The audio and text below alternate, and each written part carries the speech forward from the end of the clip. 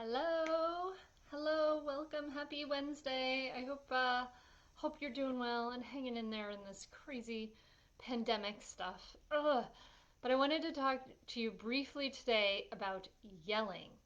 And yelling is this huge problem, right? We talk about how to stop yelling in a lot of different ways. I've talked about that in the podcast in a lot of different ways, but I want to talk about it here in a way that may be a little bit different from the way you're thinking about it. So raise your hand, put a one in the chat if you are a yeller and you have a problem with yelling. Like this is totally me. Like a problem with yelling, right? Like I have a problem with yelling, so I'm just saying you're not alone. It's definitely like a huge thing, right? We're all yelling. So we think this is like the symptom though, but this is the way I want you to think about it. This is the symptom, and we think about yelling um, as this big problem. And really, what yelling is a symptom. Okay, so we're going to dive into this in just a second. First, if you don't know me, I'm Hunter Clark Fields, mindful mama mentor. I help smart, thoughtful parents stay calm and create close, connected relationships with their children. And I'm the author of Raising Good Humans, which is right here. Um, and so today I want to just talk to you a little bit about yelling. Oh, and the Mindful Mama podcast. Who's a podcast listener? Woot woot. Um, so we're yelling, and the problem is this is like the symptom that we're yelling, and really there's three hidden problems that are going along with this yelling. And the three hidden problems are that one is like it's just our human default mode, right? Like we have this biology that has we have a nervous system that has a threat response system.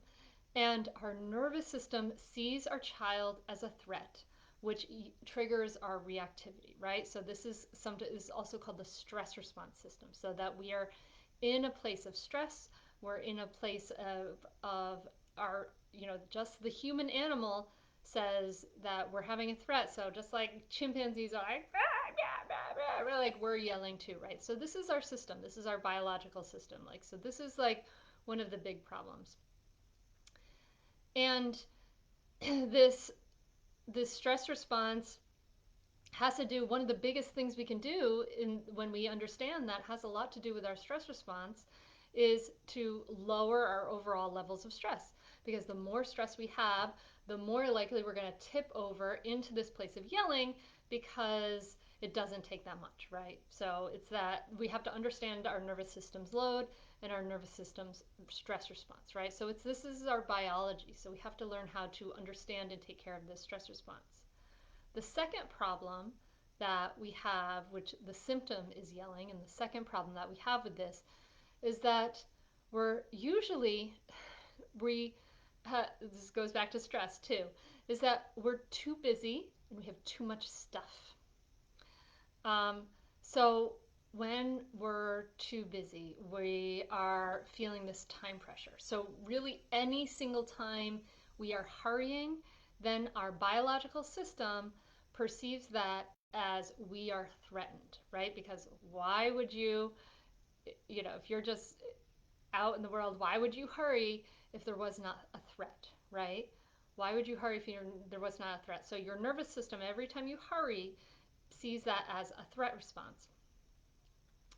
Um, and so we start, and then we have put this time pressure on ourselves, and we have this time pressure from outside, a lot of outside circumstances, which add stress.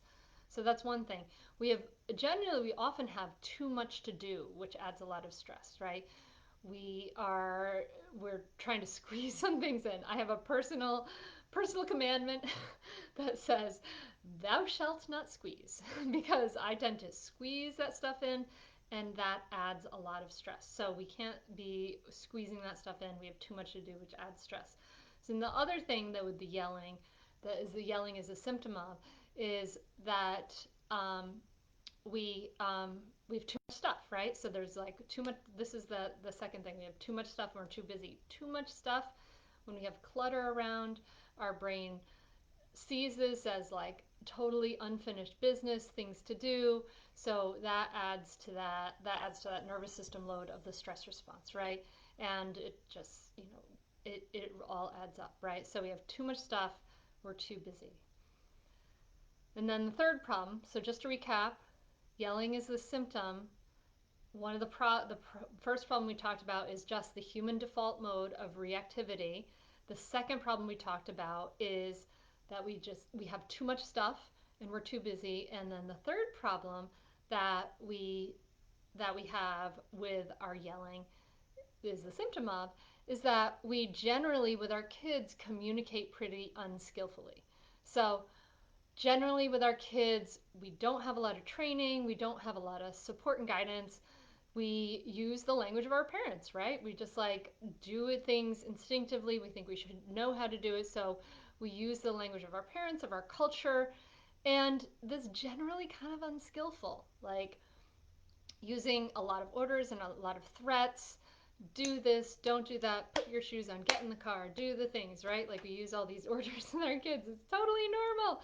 You're not alone if you're hearing yourself in this. Um, but when we communicate unskillfully, when we use the language of our parents, that causes resistance in our kids. And our kids get used to resisting this kind of language because it's like no one likes to be ordered around. So, of course, you're going to resist it. So, our kids have this habit of resistance, right? So, yelling is a symptom of these three problems, which is your human default mode, your biological nervous system, we got too much stuff. The real problem is that we have that default mode, we have that nervous system, we have too much stuff, we're too busy, and we're communicating unskillfully.